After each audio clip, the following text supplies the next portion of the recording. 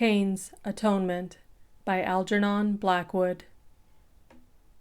So many thousands today have deliberately put self aside, and are ready to yield their lives for an ideal, that it is not surprising a few of them should have registered experiences of a novel order.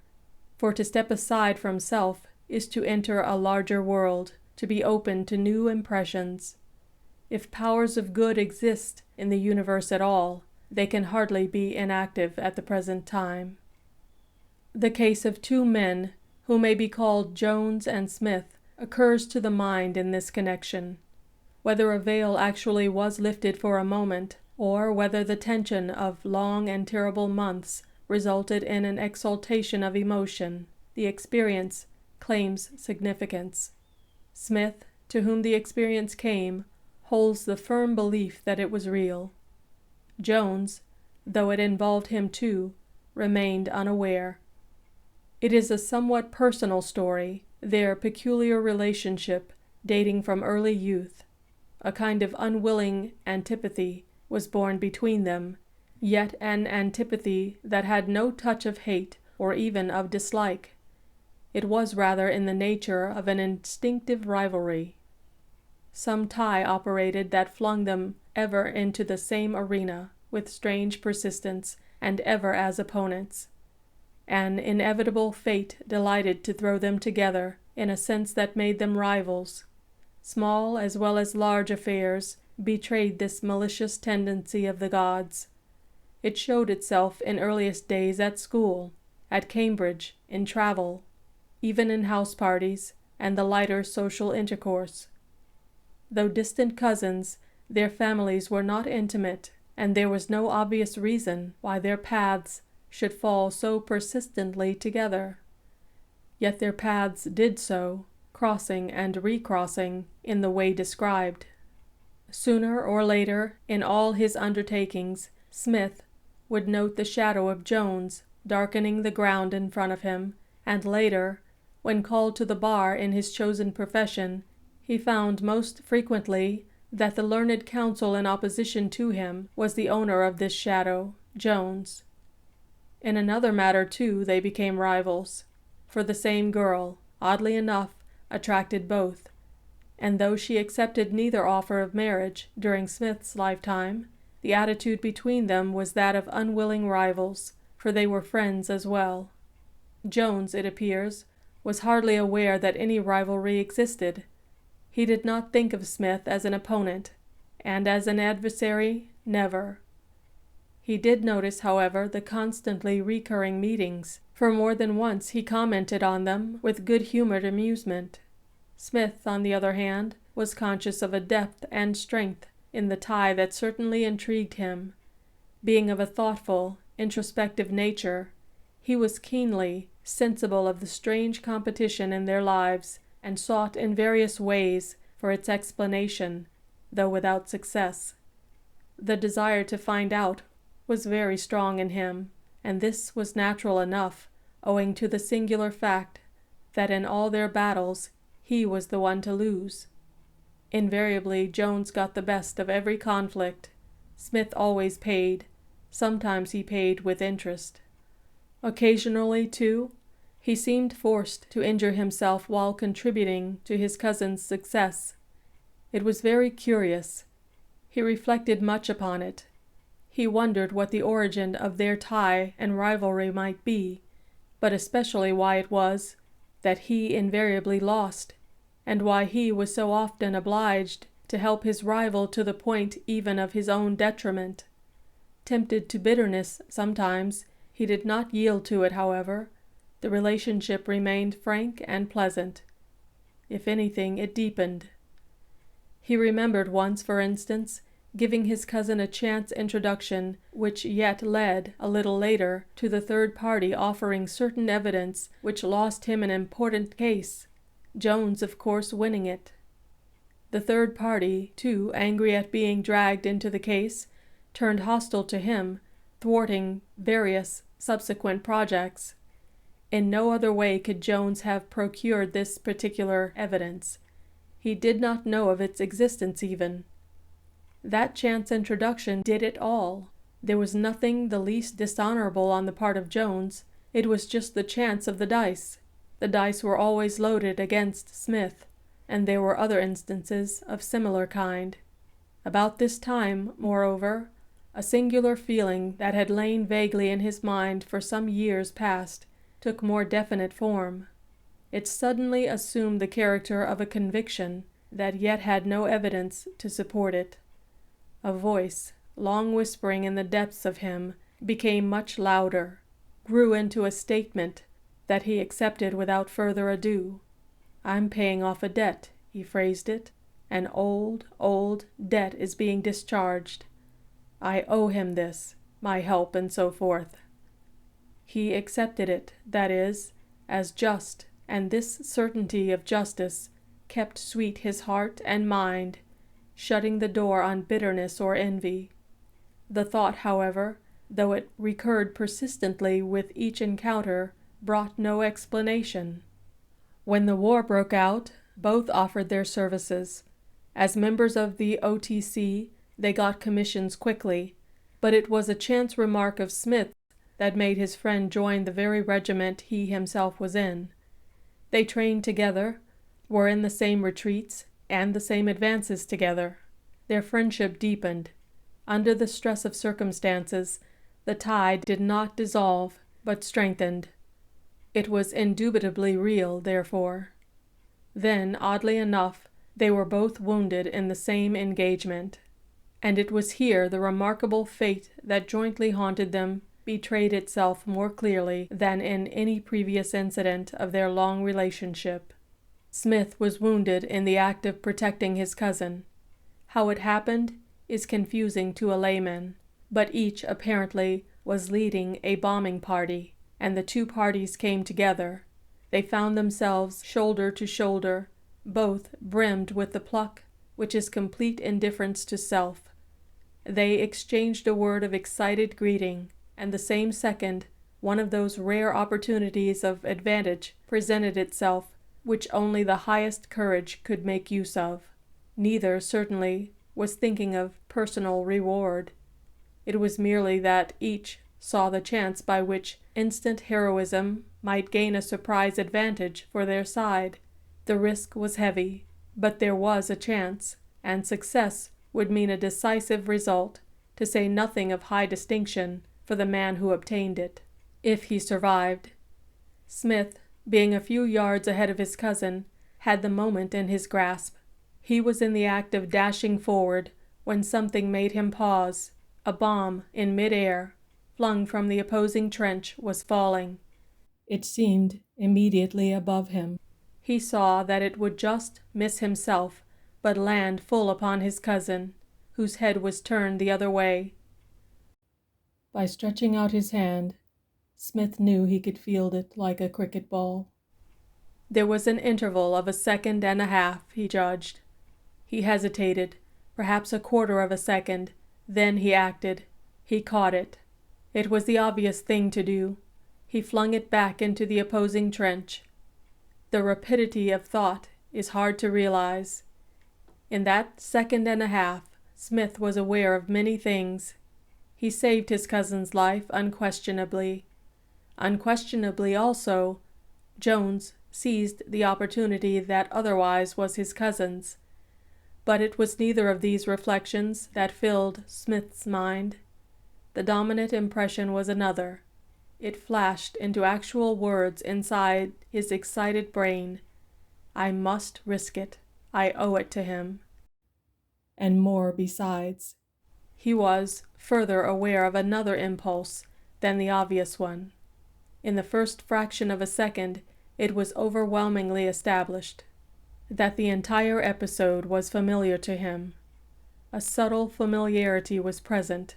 All this had happened before. He had already, somewhere, somehow, seen death descending upon his cousin from the air. Yet with a difference. The difference escaped him. The familiarity was vivid. That he missed the deadly detonators in making the catch, or that the fuse delayed, he called good luck.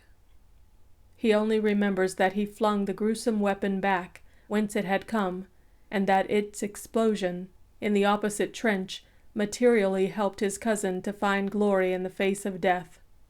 The slight delay, however, resulted in his receiving a bullet through the chest, a bullet he would not otherwise have received, presumably. It was some days later, gravely wounded, that he discovered his cousin in another bed across the darkened floor.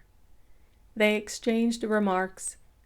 Jones was already decorated, it seemed, having snatched success from his cousin's hands, while little aware whose help had made it easier. And once again there stole across the inmost mind of Smith that strange, insistent whisper, "I owed it to him. But, by God, I owe more than that. I mean to pay it, too." There was not a trace of bitterness or envy now, only this profound conviction of obscurest origin, that it was right and absolutely just, full, honest repayment of a debt incurred. Some ancient balance of account was being settled. There was no chance injustice, and caprice played no role at all. And a deeper understanding of life's ironies crept into him, for if everything was just, there was no room for whimpering. And the voice persisted above the sound of busy footsteps in the ward. "I owe it. I'll pay it gladly." Through the pain and weakness, the whisper died away. He was exhausted. There were periods of unconsciousness, but there were periods of half-consciousness as well. Then flashes of another kind of consciousness altogether, when, bathed in high, soft light, he was aware of things he could not quite account for. He saw. It was absolutely real. Only the critical faculty was gone. He did not question what he saw as he stared across at his cousin's bed. He knew. Perhaps the beaten, worn-out body let something through at last. The nerves, overstrained to numbness, lay very still. The physical system, battered and depleted, made no cry. The clamor of the flesh was hushed. He was aware, however, of an undeniable exaltation of the spirit in him, as he lay and gazed towards his cousin's bed. Across the night of time, it seemed to him, the picture stole before his inner eye, with a certainty that left no room for doubt.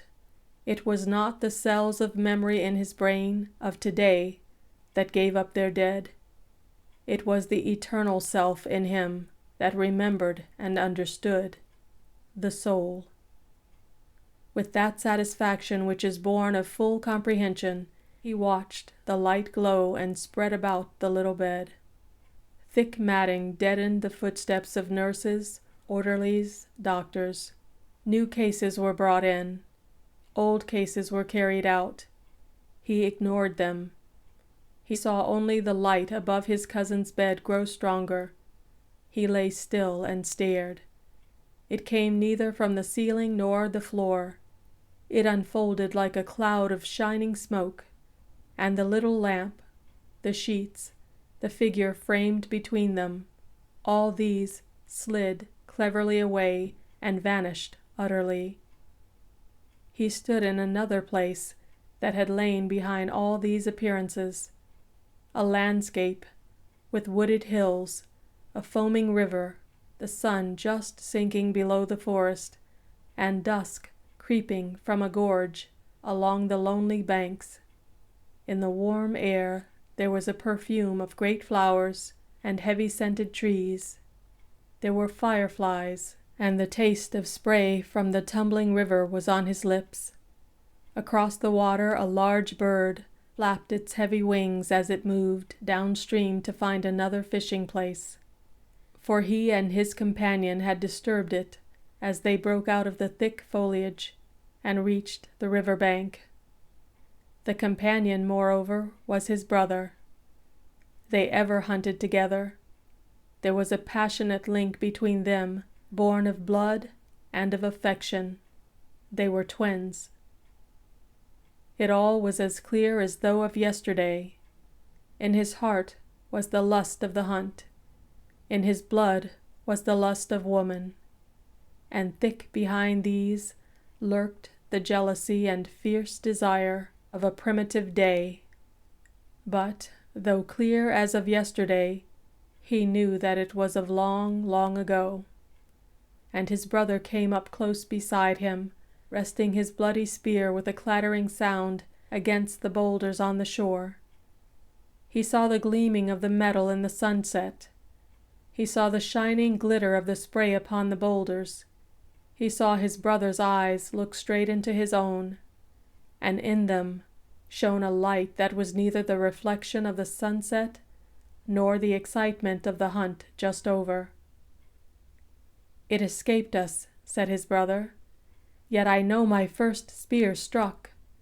"It followed the fawn that crossed," was the reply. "Besides, we came downwind, thus giving it warning. Our flocks, at any rate, are safer." The other laughed significantly. "It is not the safety of our flocks that troubles me just now, brother," he interrupted, eagerly, while the light burned more deeply in his eyes. "It is rather that she waits for me by the fire across the river, and that I would get to her. With your help, added to my love," he went on in a trusting voice, "the gods have shown me the favor of true happiness." He pointed with his spear to a campfire on the farther bank, turning his head as he strode to plunge into the stream and swim across. For an instant, then, the other felt his natural love turn into bitter hate. His own fierce passion, unconfessed, concealed, burst into instant flame. That the girl should become his brother's wife sent his blood surging through his veins in fury. He felt his life and all that he desired go down in ashes. He watched his brother stride toward the water, the deerskin cast across one naked shoulder, when another object caught his practiced eye. In mid-air it passed suddenly, like a shining gleam. It seemed to hang a second, then it swept swiftly forward past his head, and downward, and it leaped with a blazing fury from the overhanging bank behind. He saw the blood still streaming from its wounded flank. It must land. He saw it with a secret, awful pleasure, full upon the striding figure, whose head was turned away. The swiftness of that leap, however, was not so swift but that he could easily have used his spear. Indeed, he gripped it strongly. His skill, his strength, his aim, he knew them well enough. But hate and love, fastening upon his heart, held all his muscles still. He hesitated. He was no murderer, yet he paused. He heard the roar, the ugly thud, the crash, the cry for help. Too late. And when, an instant afterwards, his steel plunged into the great beast's heart, the human heart and life he might have saved lay still forever. He heard the water rushing past. An icy wind came down the gorge, against his naked back. He saw the fire shine upon the farther bank, and the figure of a girl in skins was wading across, seeking out the shallow places in the dusk, and calling wildly as she came. Then darkness hid the entire landscape, yet a darkness that was deeper, bluer, than the velvet of the night alone. And he shrieked aloud in his remorseful anguish, "May the gods forgive me, for I did not mean it. Oh, that I might undo, that I might repay!" That his cries disturbed the weary occupants in more than one bed is certain, but he remembers chiefly that a nurse was quickly by his side, and that something she gave him soothed his violent pain and helped him into deeper sleep again. There was, he noticed, anyhow, no longer the soft, clear, blazing light about his cousin's bed. He saw only the faint glitter of the oil lamps down the length of the great room, and some weeks later he went back to fight. The picture, however, never left his memory. It stayed with him as an actual reality, that was neither delusion nor hallucination. He believed that he understood, at last, the meaning of the tie that had fettered him and puzzled him so long. The memory of those far-off days of shepherding beneath the stars of long ago remained vividly beside him. He kept his secret, however. In many a talk with his cousin beneath the nearer stars of Flanders, no word of it ever passed his lips. The friendship between them, meanwhile, experienced a curious deepening, though unacknowledged in any spoken words. Smith, at any rate, on his side, put into it an affection that was a brave man's love. He watched over his cousin, in the fighting especially when possible. He sought to protect and shield him, regardless of his own personal safety. He delighted, secretly, in the honors his cousin had already won. He himself was not yet even mentioned in dispatches, and no public distinction of any kind had come his way. His V.C. eventually, well, he was no longer occupying his body when it was bestowed. He had already left. He was now conscious, possibly, of other experiences, besides that one of ancient, primitive days, when he and his brother were shepherding beneath other stars. But the reckless heroism which saved his cousin under fire may later enshrine another memory which, at some future time, shall reawaken as a hallucination from a past that today is called the present.